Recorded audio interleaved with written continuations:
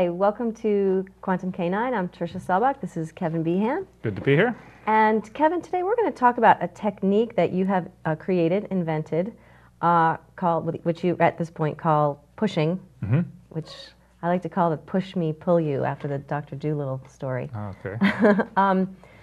Before we get into that exercise, maybe we could talk a little bit about what it's addressing. So maybe we could just really quickly recap what we talked about last time about fear. Right. You were saying that, and correct me if I'm wrong, fear is a collapse of an attraction, and it's a buildup inside the dog's body of all these bad experiences. Is that or any experience that didn't get to fruition, even if it's a positive experience, but didn't get to 100% completion.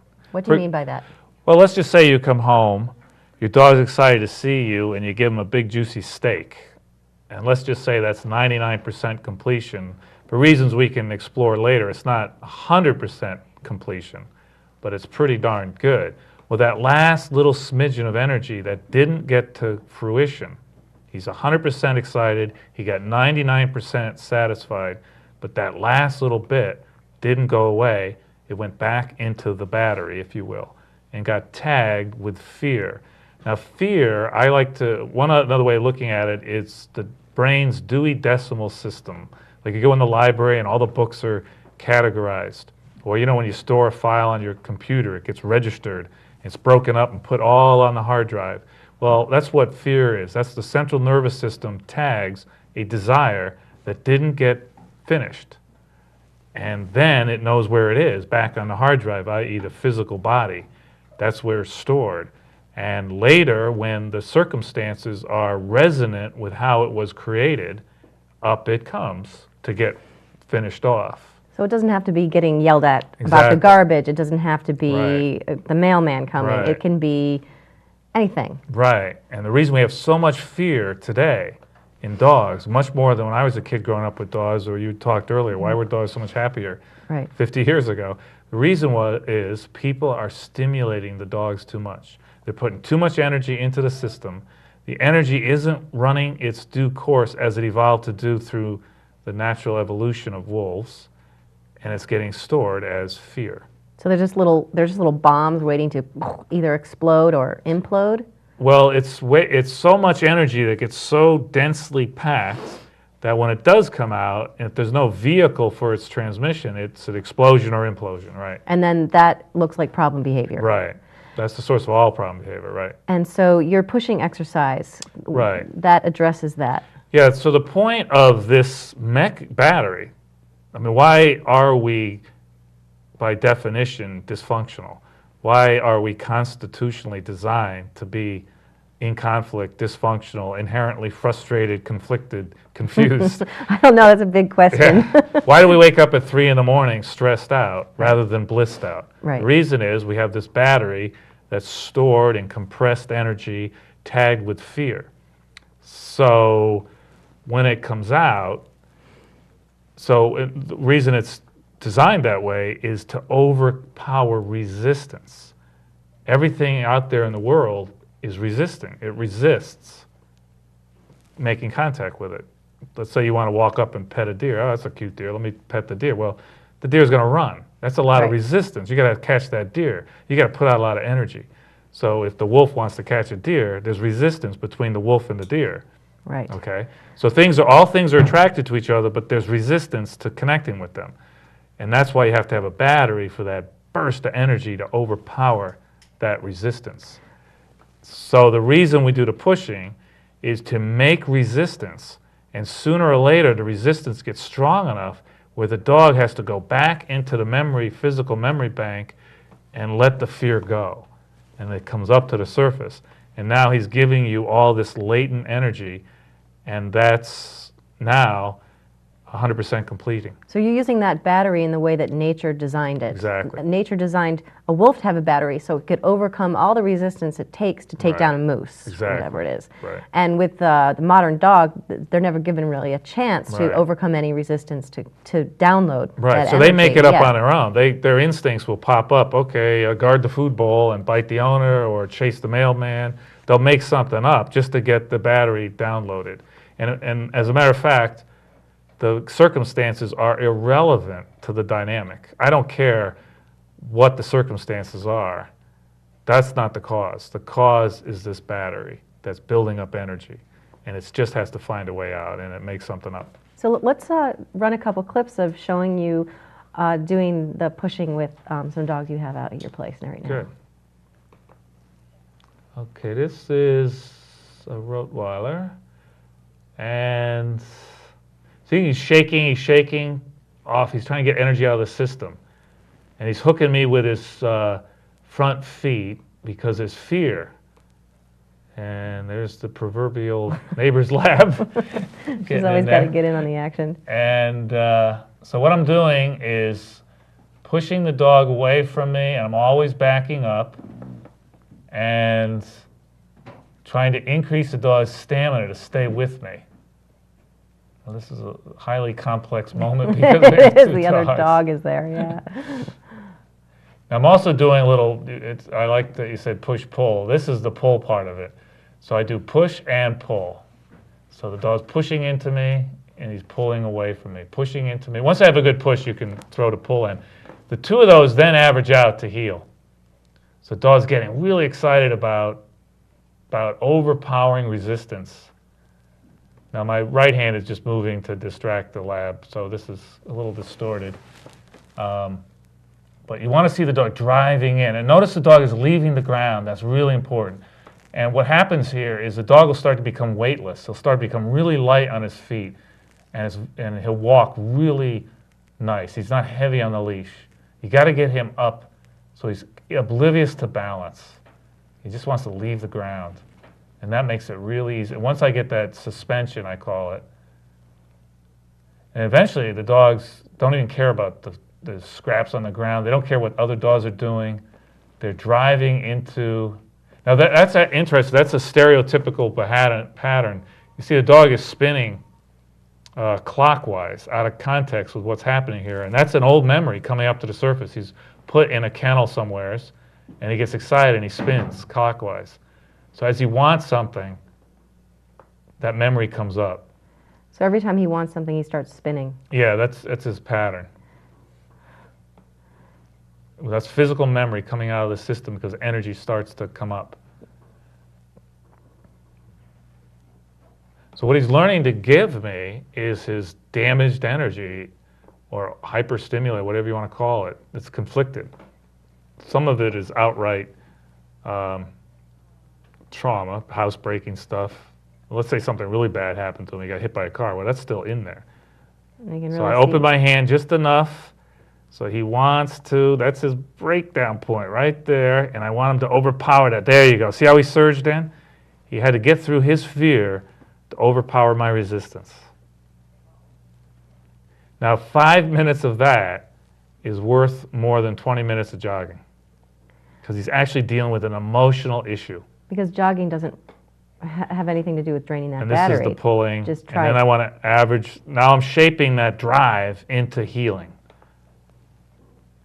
Here we got another dog. Here is a young dog who's very fearful of strangers and guards the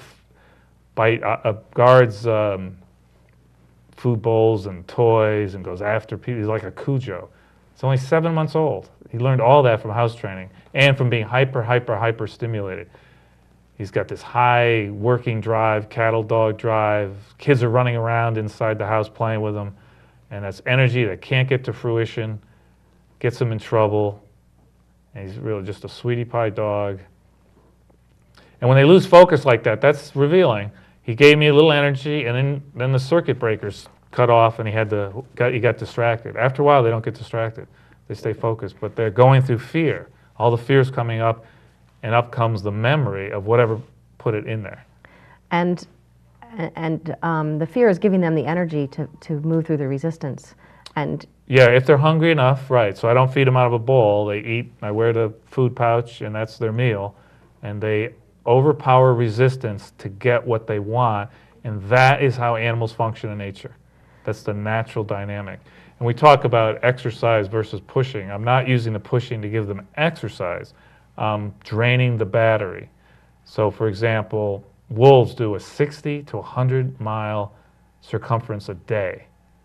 Wow. right? But they still have the energy in the Right. battery to take down a moose Exactly. at any time. So if they meet a moose at mile marker 99, Right. I think they still got all the juice in the tank. Right. And sure enough, they do. So if you take your dog out and just throw the ball forever and ever and ever and ever, they're still going to have all that stuff inside. You're never going to Right. drain the battery that way. Matter of fact, you could be hyper-stimulating them. Right. If they aren't a bird dog, that's not enough. If they're a moose dog, like a pit bull or shepherd, or more rugged nature, then you could be hyper-stimulating them, which a lot of people say, oh yeah, I take him to the dog run, he plays for 20, 30 minutes, he comes home, and then he's worse than ever because he got frustrated. He was just getting frustrated. He never got to the off signal. He actually even put more on the battery.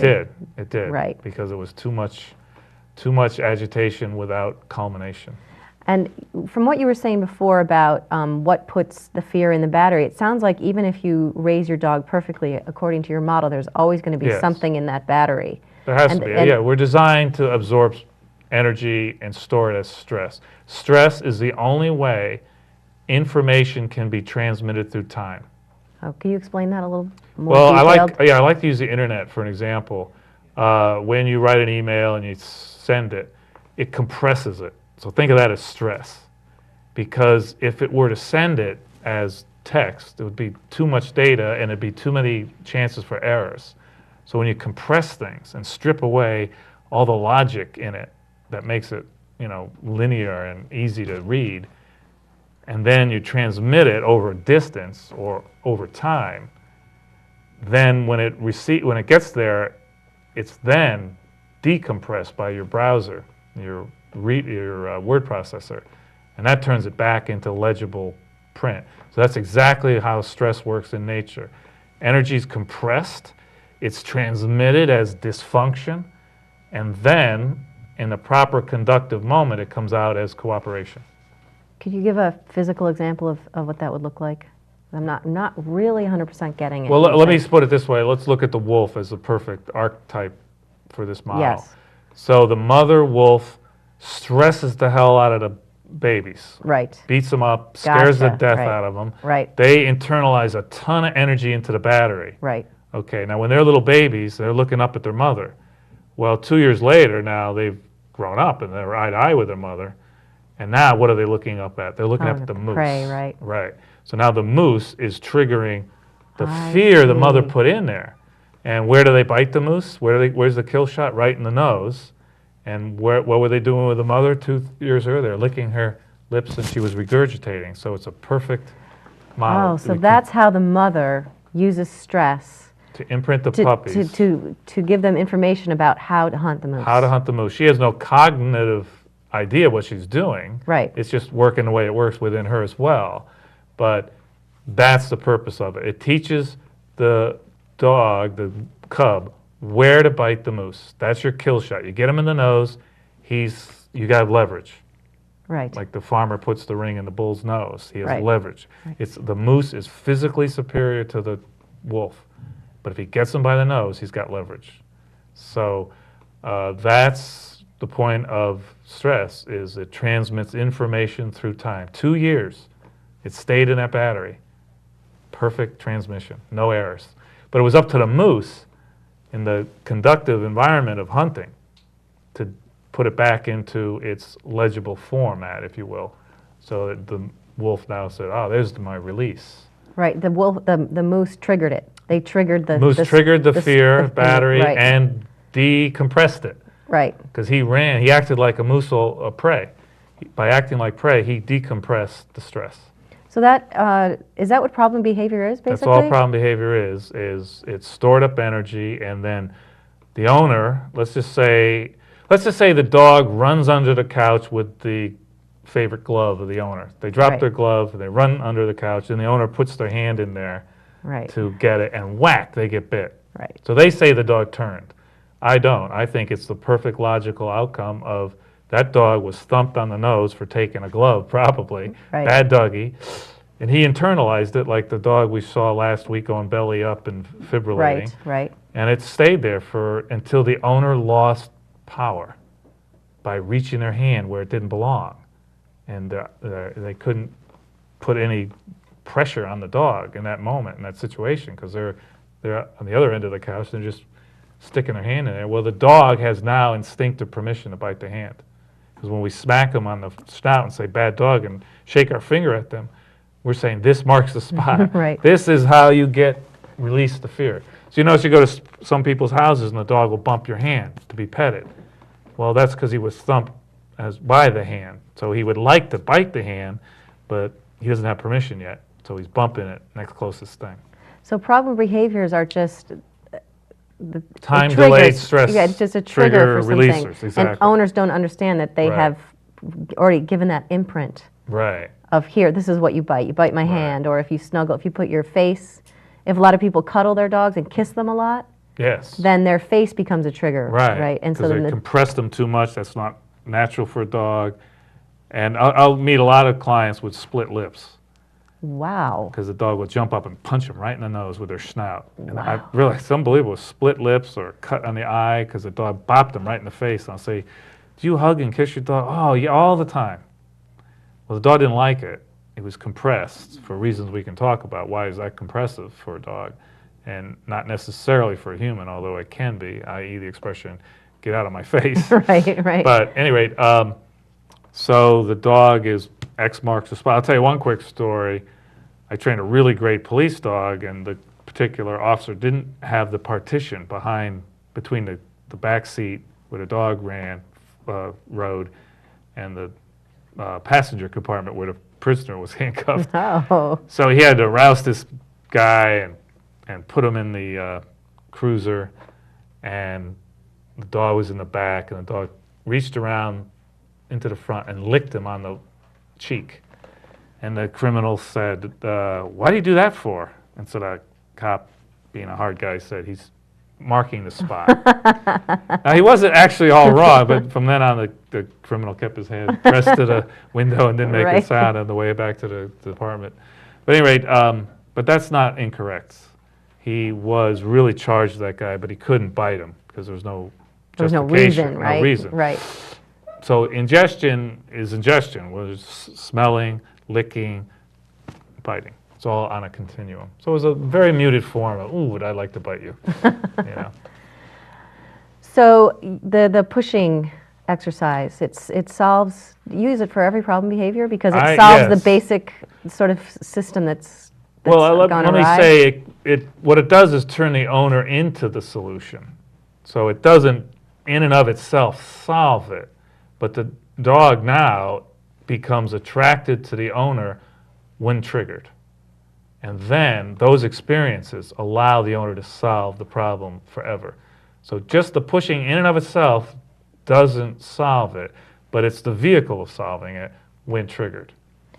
Could you Did you be get more? the I distinction? don't get the distinction there. Well, if your so- dog learns to push really good, Yeah. great. You haven't actually solved the problem. Now you put him into problem situations where he pushes into you as a way of solving that problem. I see. So now he starts to feel good. So thing triggered him, made him feel bad, pushes into owner, feel good. Now he gives credit, where before he blamed the thing that Right. made him feel bad. Now he gives credit to the thing that made him feel Makes good. me feel good. Now you changed his impression. Now his hunger circuitry is running the show rather than his balance circuitry. Maybe you could explain the hunger balance circuitry a little. Yeah, well, next more time we do, detailed. I'll draw it out, actually. Okay. But believe it or not, there's two brains in every mammal. There's the big brain in the head, and that's where all science is focused on, and that's only a small part of the dynamic. A bigger part of behavior is the little brain in the gut. You can look it up online, the enteric nervous system. It's also called the emotional brain. So there's a two-brain makeup, and that controls the hunger circuitry and digestion. If you were to cut the nerve connecting the two brains, the little brain in the gut keeps on going. It keeps on peristalticking and keeps on cooking. Doing everything. So And it's you can have, it independent. has profound responses to the environment that the big brain isn't even aware of.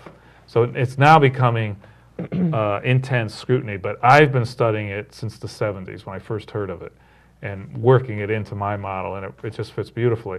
So at any rate, I want that if energy is, if the dog is perceiving through the little brain in the gut, he always computes social behavior. If he's computing through the big brain in the head, it'll be instincts, and these are rarely social. They're adaptive, but only in a limited range of circumstances. Well, we've talked about instinct as compared to social behavior before, and a way to clarify that, at least in my mind, is to say the instincts are what the wolf is showing when it's in the pack and all that stress is happening. Right. And that I call it anger management. Yeah, exactly. And then the social behaviors is what's happening when they're hunting. Exactly. And we've talked a little bit more about how when they're hunting, they're feeling with their bodies and not thinking with their heads. Exactly. And so you're saying that when they're feeling with their bodies, they're accessing the little brain in the gut? Yes, that's running the show. Okay. So maybe you could tell us more about that, because I'm not really understanding how that connects with balance. Maybe you could clarify that a little bit. But where are you confused? You talk about the hunger balance circuitry. So does balance mean they're in their head, and hunger means they're in their gut? Yes. I see. So balance sort of goes with the instincts. Yes. I see. All instincts are a function of balance, and that makes sense because you disturb the balance, go back to pre-existing. See, instincts resist change. So people like to say, everyone says dogs are social by instinct. They're pack animals. That doesn't make any sense because every social act means throw out the old balance. Why would you be social to someone not of your pack? It's a moment of vulnerability. And we see wolves aren't very social to those not of their pack. Matter of fact, they most likely kill them. If an alien wolf comes in, well, that's an instinct. That's a pack instinct. So if you have the alpha figure and the omega, now the alpha's 7 years old, he's weak now. Well, and he's like the wounded moose, and he tries to assert his authority. Well, you're out of balance. Whack, they nail him. I see. They put him down. That's pack instincts. So that's what happened to the owner when they reached under the couch to get the glove. Well, they're out of order. They're not supposed to do that. You're weak when you just put your little hand way out there around my muzzle. I have now instinctual license to nail you.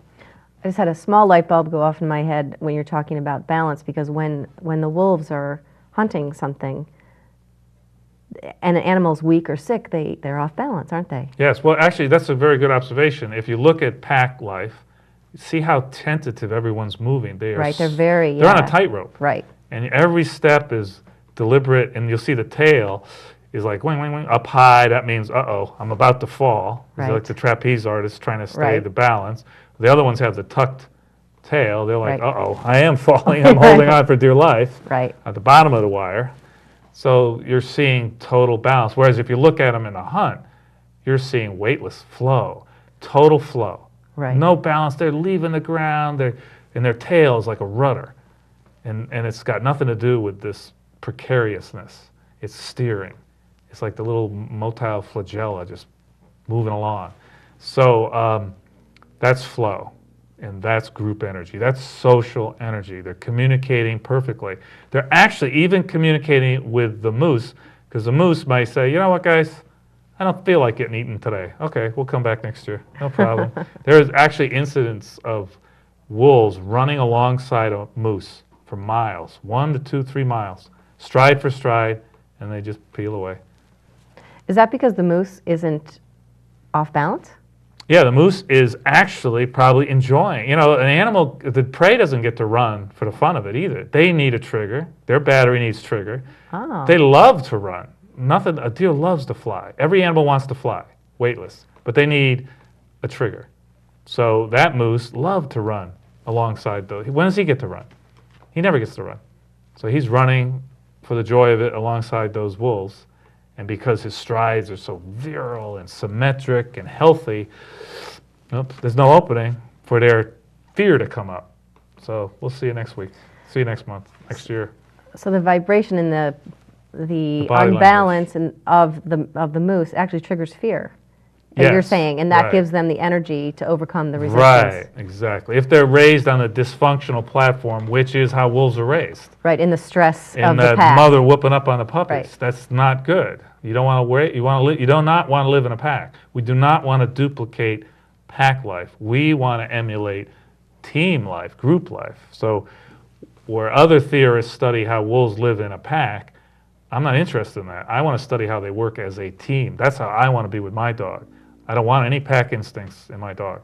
not at all. Because people are raising their dogs in a pack and using those dominance behaviors. I mean, it sounds to me like that's got to be the major reason that so many dogs are put to Yes, sleep every year for it is. behavior problems. Yeah, because what you will discover is if things go way outside the parameters, it all falls apart. My background is as a police dog trainer, and I started in the military model and was all obedience, authority, pack instinct, alpha figure. I think I mentioned my father was the first alpha dog trainer in America right after World War II. But what I noticed was, geez, when we changed the parameters a lot, it was as if the dog wasn't trained and he fell apart. And we had to proof everything.